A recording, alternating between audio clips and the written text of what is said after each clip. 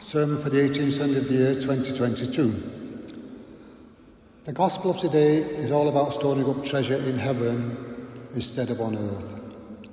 Many people are obsessed in accumulating riches, and there is an old saying, you can't take it with you when you go, which means that when we die, we'll all be judged the same, rich and poor alike.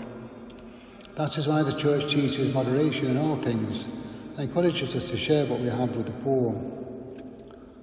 The Church has always put the poor first and set up organisations to help the poor, like the Society of St Vincent de Paul or CAFOD.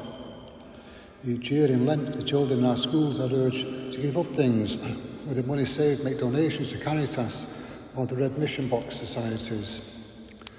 People who spend lots of money on themselves or on houses or fashionable clothes or cars or expensive holidays are being selfish and be judged on that after they die and face the judgments of God. The first reading today from the book of Ecclesiastes sums it up. Vanity of vanities, all is vanity. Even when this was written thousands of years ago, the writer was making a point. For what does he gain for all the toil and strain that he has undergone under the sun? His laborious days, his cares of office, his restless nights. We should always be examining our consciences to see if we are obsessed with the accumulation of material things at the expense of our immortal souls. Monks who join a monastery or nuns who join an enclosed order make a vow of poverty and are not allowed to accumulate a lot of material possessions. They reckon that 2/3 of the world are living below the poverty line.